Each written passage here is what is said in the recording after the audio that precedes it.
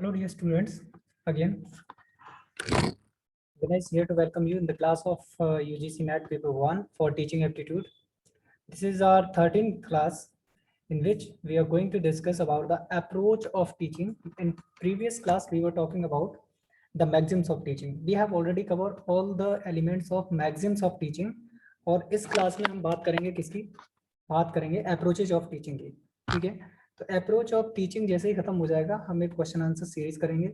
ठीक है, अब इसमें जो अप्रोचेज रहती हैं, अप्रोच ये रहता है कि किस तरह से आप जो है जो आपका क्लास पे कंट्रोल रहता है, क्लास के मटेरियल को डिलीवरेंस में कंट्रोल रहता है, क्लास में जो बच्चे हैं आपके, the student with how the interaction takes place with the students as well. तो ये सारी की सारी चीजें आती हैं किसमें? टीचिंग अप्रोच में. ठीक है, तो आप इतनी सी छोटी चीज को बहुत अच्छी तरह से समझ लेंगे. ठीक है, now we will move to understand the approach of teaching. The very first approach of the teaching is that is autocratic approach. ठीक है, तो ऑटोक्रेटिक अप्रोच को आप बहुत अच्छी तरह से समझ लीजिए. ऑटोक्रेटिक जैसे कि इसके नाम से ही आपको समझ में आता है ठीक से कि ऑटोक्रेटिक का मतलब क्या है. ऑटोक्रेटिक का मतलब यह है कि अथॉरिटिव एक तरह से, मतलब टीचर क्या है इसमें सर्वे सर्वा रहता है क्लास में. मतलब जो टीचर कहेगा that is the final one, that is the ultimate answer, right? और बच्चों को कुछ भी कहने का अधिकार उसमें नहीं होता. जैसे फॉर एग्जांपल एक टीचर पढ़ा रहा है तो कोई भी स्टूडेंट उसमें क्वेश्चन नहीं पूछेगा, राइट? टीचर को जैसे पढ़ाना है वैसे वो पढ़ाएगा. ठीक है, तो now we will go for a little bit too much organized form of autocratic approach definition. In the autocratic approach, the teacher does not share with the students to the plan of activity. ठीक है, तो जो plan of activity है, जो हम करने जा रहे हैं, जो हम पढ़ने जा रहे हैं, उसके बारे में भी पहले से कुछ नहीं बताता है टीचर. ठीक है, वो शेयर नहीं करता कि हमने किस तरह से इसको किया हुआ है. Nor the criteria of assessing individuals और ग्रुप ऑफ परफॉर्मेंस. ना वो क्राइटेरिया बताएगा बच्चों को कि इस तरह से हम क्या करेंगे, आपका बाद में एनालिसिस करने वाले हैं, या बाद में जो फीडबैक आपका या रिजल्ट का प्रोसेस क्या है आपका, वो कोई चीज भी बच्चों के साथ शेयर नहीं की जाती. The teacher evaluation suppose keeping to the outside to the groups creative concrete objectives and exercising strict control. मतलब उस टाइप का आप समझ लीजिए कि जैसे बोलते हैं ना डिक्टेटर टाइप. ठीक है, तो ऑटोक्रेटिक जो अप्रोच है उसको डिक्टेटर स्टाइल ऑफ अप्रोच भी बोलते हैं. That is come under the category of autocratic approach also. ठीक है, तो उसमें क्या है, सारा का सारा कंट्रोल किस पे रह गया? टीचर पे स्ट्रिक्ट कंट्रोल रहेगा. कोई भी बच्चा शोर नहीं कर सकता, कोई भी बच्चा कुछ पूछ नहीं सकता. तो इस टाइप का जो अप्रोच रहती है वो किस में रहती है? ऑटोक्रेटिक में. ठीक है, autocratic style of teaching is a traditional style of teaching. अच्छा, इसको ट्रेडिशनल क्यों कहा जाता है? पहले क्या होता था इन प्रीवियस टाइम, जब टीचर सेंट्रिक एजुकेशन होती थी उसमें बच्चों के पास कोई अदर मीडियम नहीं था. जैसे उनके पास they don't have the approaches of the material like that, they cannot access the internet, like, and the other books or the e-learning kind of the books were not available. The teacher was only primordial source for to assess the information. तो teacher ने जितना बोल दिया, teacher ने जो बोल दिया, वो सारा का सारा क्या होता था, उसी को बच्चे पढ़ते थे. ठीक है, और वही बच्चों को मानना पड़ता था, क्योंकि टीचर के अलावा उनके पास कोई भी दूसरा रिमीडियल मेजर नहीं था, या फिर ये कहें कि उनके पास कोई दूसरा ऑप्शन नहीं था. जो टीचर ने पढ़ा दिया वो क्या है, वो पत्थर की लकीर हो जाती थी पहले. ठीक, तो ये छोटी सी बात आपको समझ में आनी चाहिए. These are the teacher centric और कंटेंट सेंट्रिक. मतलब टीचर सेंट्रिक, जो टीचर ने बोल दिया वो प्रमुख है. कंटेंट सेंट्रिक मतलब जो टीचर ने जो कंटेंट पढ़ा दिया वो फिक्स्ड है. मतलब या तो कंटेंट को आप फिक्स कर दो या फिर आप टीचर को फिक्स कर दो, राइट? इसमें स्टूडेंट को बहुत ज्यादा अहमियत नहीं दी जाती थी. लेकिन अगर हम आज के टाइम की बात करें तो in modern era the education is student centric and the teacher have to teach all these things to whom the student are looking for. जो बच्चे को चाहिए वो टीचर को पढ़ाना है. बस टीचर का जो काम क्या है, वो एज ए फैसिलिटेटर काम करता है टीचर, और वो सपोर्ट करता है स्टूडेंट को जिस तरह की सपोर्ट की स्टूडेंट को जरूरत है. Okay, so here the teacher is more active and learner are at the passive learner. अच्छा, इसी वजह से ट्रेडिशनल जो स्टाइल ऑफ टीचिंग है उसको क्या बोलते हैं? Passive style. क्यों? पैसिव स्टाइल इसको इसलिए बोला जाता है मेरे प्यारे बच्चों, क्योंकि इसमें जो स्टूडेंट होते हैं वो बेचारे मूक दर्शक बन के बैठे रहते हैं. They are just on the receiving hand. What the teacher is saying to him, the student have to accept and grab the knowledge according to the teacher prevails. ठीक है, चलिए. The learner are at passive learners, no emphasise on the giving learners ability, capability, interest and personality. ठीक है, तो teacher को इससे कोई मतलब नहीं है कि जो बच्चा है उसकी एबिलिटी क्या है. उसने आना है क्लास में, उसका जो टॉपिक है वो बच्चे को पढ़ा के चला जाना है. उसे बिल्कुल फर्क नहीं पड़ता कि आपका जो बच्चा है वो सीख रहा है या नहीं सीख रहा है. उस जो वो पढ़ा रहा है, बच्चे की एबिलिटी है उसको ग्रैब करने लायक या नहीं है, उसकी कैपेबिलिटी है कि जो आप बच्चे को पढ़ा रहे हो वो उसको कैप्चर कर सकता है या नहीं. अच्छा, जो आप पढ़ा रहे हो बच्चे का इंटरेस्ट भी है उसको सीखने में या नहीं है, आप जबरदस्ती उसको पढ़ाए जा रहे हो. एंड पर्सनैलिटी, बच्चे की पर्सनैलिटी पे क्या फर्क पड़ता है, क्या बिहेव करता है, वो किस तरह से एक्ट करता है, उस सब चीजों का कोई लेना देना नहीं है इस टाइप की टीचिंग अप्रोच में. ठीक है, तो कुल मिला के आप हिंदी में अगर कहना चाहो तो आप इस तरह कह सकते हो कि ये तानाशाही टाइप की टीचिंग होती है, जिसमें टीचर को अपनी मर्जी से जो कुछ पढ़ाना है वो पढ़ाएगा. उसको बिल्कुल फर्क नहीं है कि बच्चे को समझ में आ रहा है नहीं आ रहा है. ठीक है, बच्चे का इंटरेस्ट भी है या नहीं है, उसकी पर्सनैलिटी पे क्या प्रभाव पड़ रहा है, उसने बस पढ़ाना है और अपना जो कंटेंट है उसको डिलीवर करना है स्टूडेंट के सामने, बाकी किसी भी चीज के लिए कंसर्न्ड नहीं है वो.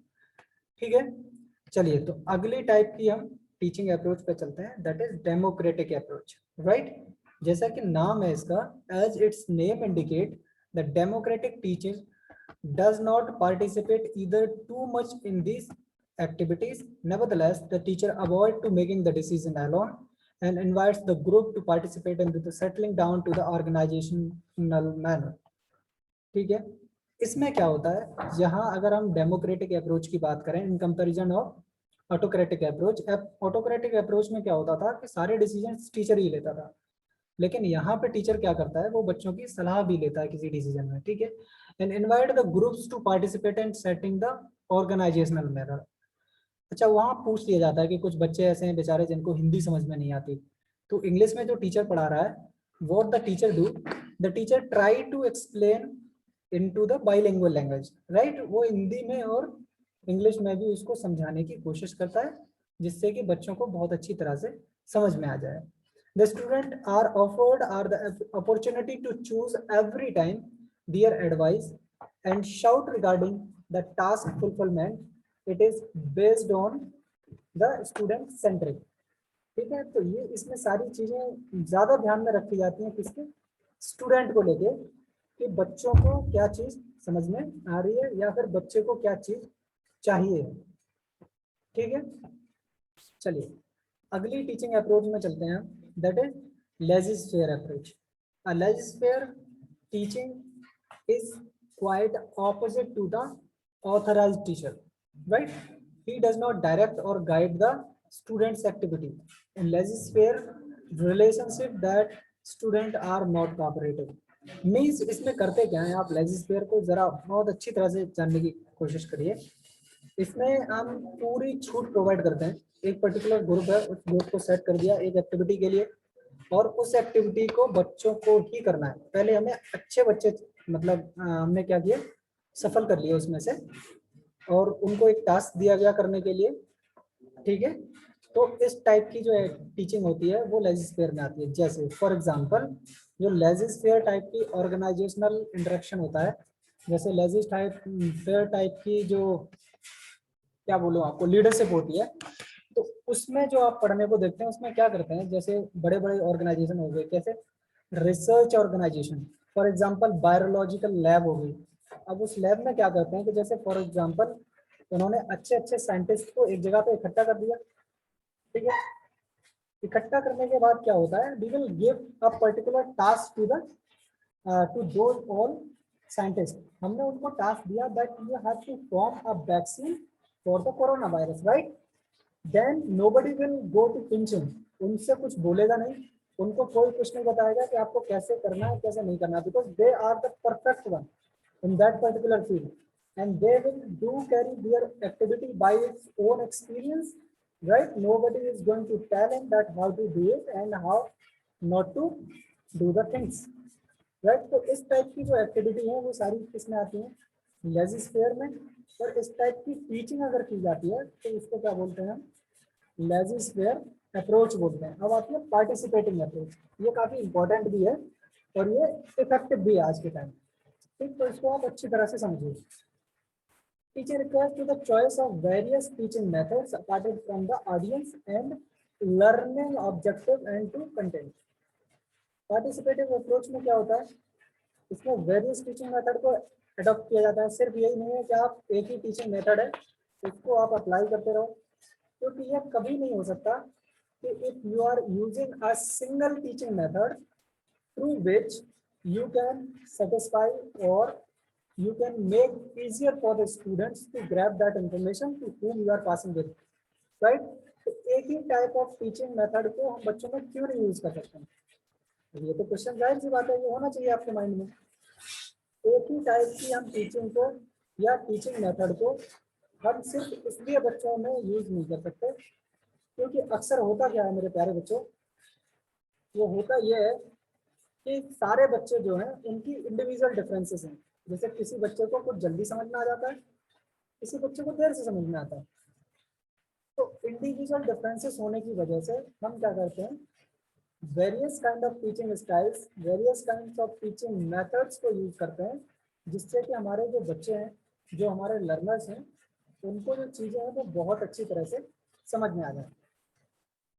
अच्छा, जब बात हो रही है पार्टिसिपेटिव अप्रोच की, तो पार्टिसिपेटिव अप्रोच में किस टाइप की चीज को इंक्लूड किया जाएगा, किस टाइप ऑफ एक्टिविटीज को इंक्लूड किया जाएगा, उन पे हम बात कर लेते हैं, ठीक है।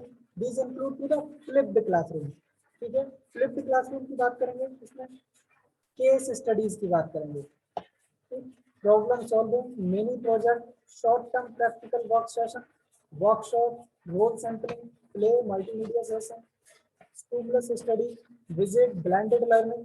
अच्छा, इन सारी चीज़ों से एक चीज़ आपको समझ में आनी चाहिए कि जितने भी, चाहे वो प्रोजेक्ट की बात की जाए, शॉर्ट टर्म प्रैक्टिकल वर्क्स की बात करी जाए, या फिर सेमिनार्स की बात करी जाए, रोल प्ले की बात करी जाए, तो ये सारी की सारी चीज़ें जो है वो ज़्यादातर तब होती हैं जब बच्चे में क्या होती है, एब्स्ट्रैक्ट लर्निंग हो जाती है, ठीक है ना। एब्स्ट्रैक्ट लर्निंग का मतलब क्या है, तब इसको आप समझिए। दो टाइप की लर्निंग होती है, एक लॉजिकल लर्निंग, दूसरा एब्स्ट्रैक्ट लर्निंग। सॉरी, पहली होती है कॉन्स्ट्रेंट लर्निंग, ठीक है। कॉन्क्रीट लर्निंग में क्या होती है, कॉन्क्रीट लर्निंग में बच्चे को जो आपने बता दिया वो उसने सीख लिया। अब एब्स्ट्रैक्ट लर्निंग में क्या होगी कि बच्चे के सामने कोई चीज़ मौजूद नहीं है, फिर भी आपने क्या कहा, आपने उसमें आपने बताया कि आप चलो किसी चीज़ में सपोज कर लो। जैसे for example you have to suppose that there is an aeroplane inside to the room. अब छोटा बच्चा जो रहेगा वो कहेगा नहीं, एरोप्लेन एरोप्लेन तो नहीं आ सकता रूम में। बट अगर आपके अंदर एब्स्ट्रैक्ट लर्निंग डेवलप हुई है तो आप क्या करेंगे, आप उसको सपोज कर लेंगे, क्योंकि कमरे के अकॉर्डिंग छोटा सा कोई मॉडल दे दिया, वो मॉडल तो आ सकता है ना। तो इन दैट कंडीशन क्या होगा, जो अच्छे लेवल की अप्रोचेज होती है, पार्टिसिपेटिव अप्रोच जो छोटे बच्चों में नहीं कराई जाती है, रोल प्ले तक तो ठीक है, चलता है, या प्रॉब्लम सॉल्विंग हम बच्चे को नहीं दे सकते। क्यों नहीं दे सकते, क्योंकि उनमें एब्स्ट्रैक्ट लर्निंग या लॉजिकल थिंकिंग डेवलप नहीं हुई होती वहां पे, राइट। चलिए, बेहतरीन, आगे चलते हैं। The more interactive and participatory methods, the greater audience concentration, easier skills are required. This approach offers a teaching system combined to the theory, practice phenomenally based on the practices and learning.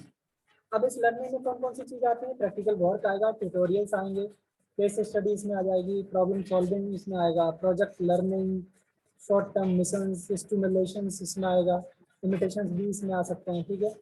इनरलिंग to the real life work and simulation, role play. अच्छा, simulation teaching जो है, simulation teaching की बात करेंगे, role play type की teaching की बात करेंगे, छोटे बच्चों में बहुत इफेक्टिव है। अच्छा, ये इफेक्टिव क्यों है, इस बात को समझ लीजिए आप, क्योंकि कोई भी चीज़ को आप रट लेंगे तो थोड़े बहुत दिन तक याद रख सकते हैं, ठीक है, लेकिन अगर आप conceptually if you are getting the thing done inside, definitely you are not going to lose it for a longer time. चलिए अब हम बात करेंगे किसका, डायनामिक अप्रोच.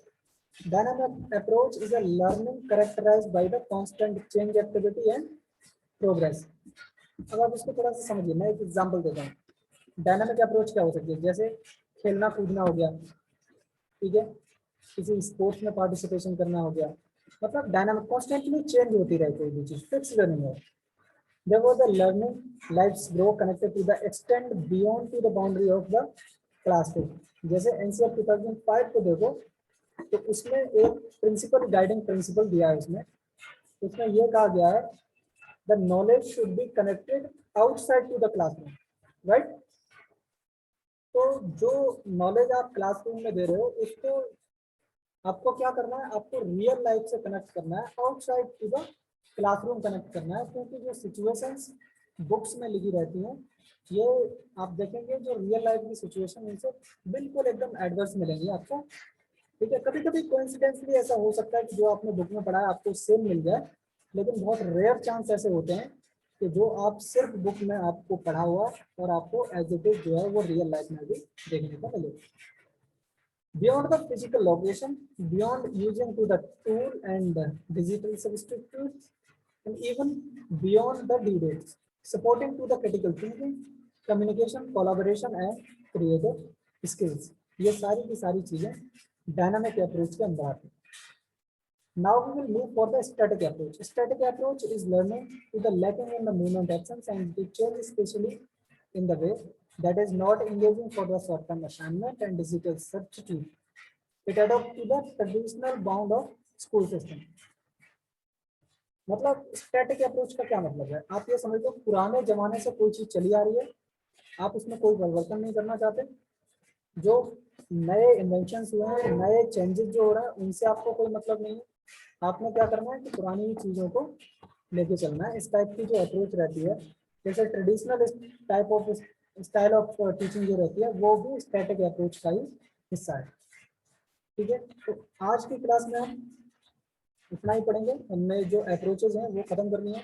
ठीक, अब अप्रोच के बाद हम अगली क्लास जो है वो लेंगे जिसमें क्वेश्चन आंसर एक सीरीज है. इसमें कितने क्वेश्चन रहेंगे, 8-10 क्वेश्चन जो प्रीवियस ईयर्स के जो नेट के एग्जाम में आए हुए हैं उनको हम सॉल्व करेंगे. तो तब तक के लिए आप लोग अच्छे से पढ़ाई करते रहिए. मिलते हैं अगली क्लास में. आप रेडी रहिए एग्जाम देने के लिए. ठीक है, हैव अ गुड डे.